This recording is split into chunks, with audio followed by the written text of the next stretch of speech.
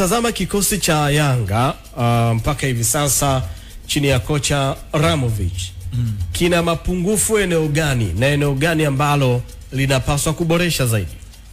Mimi naona eneo la beki wa katikati ndio kunahitajika kuwe na backup nyingine. Yani kuna Nondo yuko pale anasubiri, kungepatikana mtu mwingine tena ambaye angekuja kuongeza nguvu, kwa sababu ndio tunajua football ni marathon na ligi ni marathon kubwa sana. Yani unajua ukiachana na hizi tournament, ligi ni marathon kubwa na ni marathon ambayo inahitaji uwe na nguvu ya kutosha walioko ndani na walioko nje. Ukiangalia kwa Young Africans kwenye maeneo mengine unapata hiyo idadi ya watu. Upande wa kulia utakuta kuna watu 2 mpaka 3, upande wa kushoto utakuta watu 2 mpaka 3.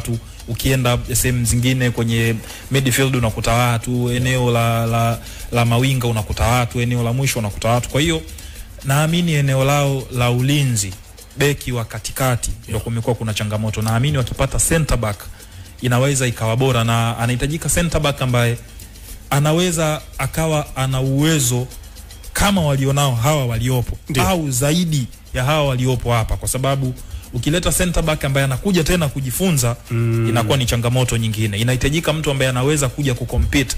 Ikitokea mmoja kati ya wale wanaoanza anakosekana kwenye timu, hatuwazi mara mbili.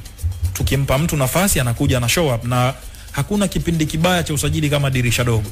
Ni kipindi ambacho sisi hatuhitaji uadapti mazingira, tunahitaji vitu vitokee, na ndio maana umekuja hapa kwenye kipindi cha maboresho. Kwa hiyo naamini eneo la center back ndio eneo pekee ambalo mimi nahisi linaweza likawa lina changamoto kubwa tofauti na maeneo mengine kwenye timu. George Magunga, wewe unasemaje kwa Young Africans? Eneo lipi ambalo pengine unaliona lina mashaka kidogo, lahitaji kufanyiwa upembuzi yakinifu?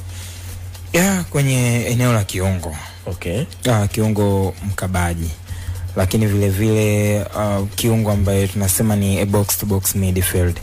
Kwa nini nasema kiungo mkabaji? Kwa sababu yes, Khalid unajua anatoa kitu kikubwa sana kwenye kile kikosi.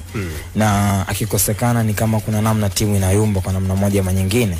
Lakini hata vile vile hata mwenyewe pia akiwepo kiwanjani, timu bila mpira, of course ukiangalia kitu ambacho amekifanya kwenye misimu kadhaa, umri wake, kasi yake imeanza kupungua. Ni kweli ana maarifa makubwa sana, lakini kasi imeanza kupungua. Kwa hiyo wanahitaji mchezaji ambaye anaweza akacheza as a defensive midfield.